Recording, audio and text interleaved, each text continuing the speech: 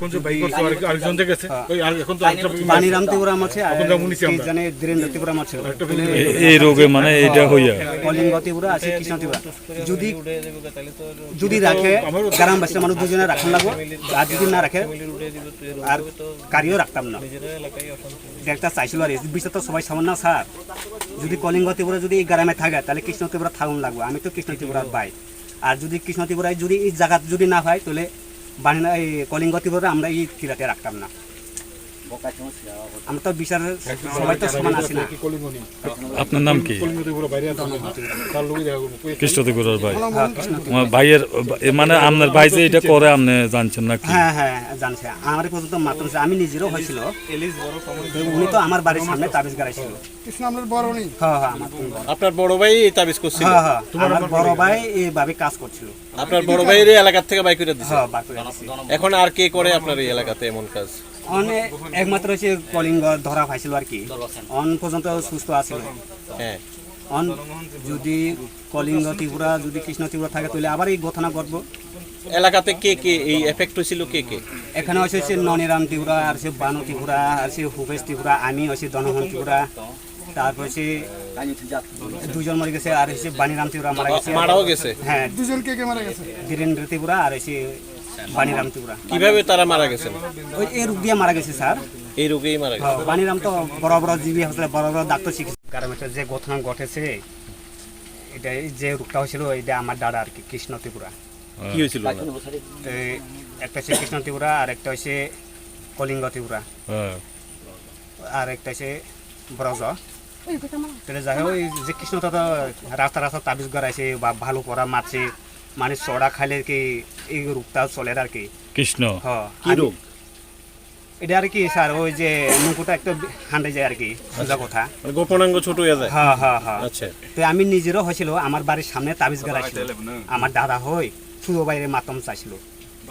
তো এই গোনাটা যখন দেখছিল গোনাতে কইয়ে গড়িয়া মন্দির সামনে আমার বাড়ির লগে যে গড়িয়া মন্দির একটা আসিল ওই গড়িয়া মন্দির সামনে তাবিজ গাড়াইছিল।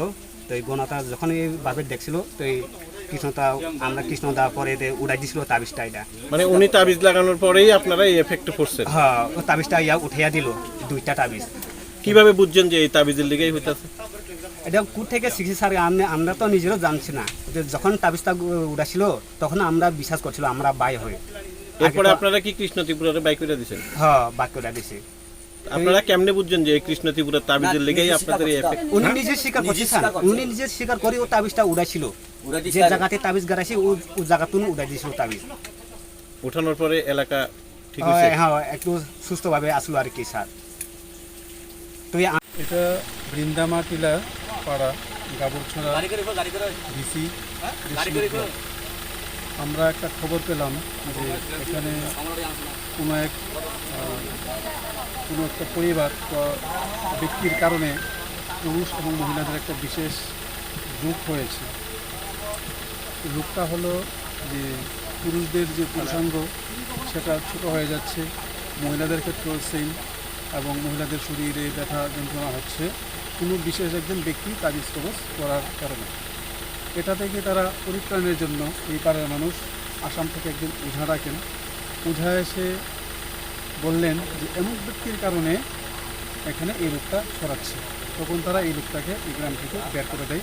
এখন বর্তমানে উনি কোথায় আছেন আপনি বলতে পারছেন না।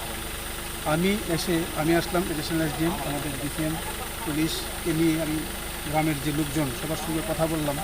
কথা বলে তাদেরকে বোঝানোর চেষ্টা করেছি যে আপনাদের কোনো একটা বিশেষ রোগ হয়েছে, আপনারা রোগাক্রান্ত হয়েছেন, আপনাদেরকে ডাক্তার দেখানো উচিত। আমি বলছিলাম যে আমার সঙ্গে করে আমি একটু বিভিন্ন হসপিটালে নিয়ে যাব, যাদের যে সমস্যা হচ্ছে তারা কেউ যেতে রাজি হচ্ছেন না। ওনাদের বক্তব্য যে আমাদের ডাক্তার ভালো করতে পারবেন না, আমরা ওঝাদের ঝাড়ফুঁক এবং বনাজি ওষুধ খেয়েই আমরা ভালো হব। ওনাদেরকে আমি বিশ্বাস করাতে পারছি না। ওনাদের অন্ধবিশ্বাস এবং কুসংস্কার এতটাই গভীরে চলে গেছে যে ওদের সঙ্গে আলোচনা করে ডাক্তারের কাছে নেওয়া সম্ভব নয়। সেই কারণে আমরা ভাবছি, মহকুমা প্রশাসন ভাবছে যে আগামী কিছু দিনের মধ্যে আমরা এই পাড়াতে একটা হেলথ ক্যাম্প করবো, স্বাস্থ্য শিবির করবো। স্বাস্থ্য শিবির করে ডাক্তারকে আমরা এখানে নিয়ে আসবো এবং যারা ভিকটিম আছে, যাদের অসুস্থ আছেন, যারা নিজেদেরকে অসুস্থ মনে করছেন, তাদেরকে আমরা ডাক্তার দেখাবো, ডাক্তার দেখানোর পর ডাক্তাররা যেভাবে চিকিৎসা করতে চান সেভাবে চিকিৎসা হবে। তো গ্রামের মানুষের সঙ্গে কথা বলে একটাই মানে আমি সিদ্ধান্তে আসতে পেরেছি যে এখানের মানুষজন কিছুটা অজ্ঞতার কারণে তাদের মধ্যে অন্ধবিশ্বাস এবং কুসংস্কার অনেক গভীরে গেঁথে আছে। এই খবর কি যুক্তিবাদী মঞ্চ বা বিজ্ঞান যে আমাদের দক্ষিণ জেলা বিজ্ঞান মঞ্চ আছে এটা তাদের কাছে গেছে? আমার এই ব্যাপারে জানা নেই যে তারা ব্যাপারটা জানেন কি না। এটা আমি প্রশাসনিকভাবে ব্যাপারটাকে আমি সংশোধন করার জন্য চেষ্টা করছি। তাদের কাজকর্ম ভূমিকা এই ধরনের ঘটনা তো অনেক আগেও হয়েছে, তাদের কাজকর্ম বা তাদেরকে কোনো দেখেছেন আপনারা? এই ব্যাপারে আমি জাস্ট এখন এসেছি, আজকে এসেছি। আজকে আসার পর আমার যা যা করণীয় আমি করেছি, তাদের সঙ্গে কথা বলা এবং আমাদের মহকুমা প্রশাসন থেকে কী কী পদক্ষেপ আমরা নিতে পারি। এছাড়া কোনো সামাজিক অর্গানাইজেশনের সঙ্গে এই মুহূর্ত অবধি এখন অবধি কোনো কথা হয়নি।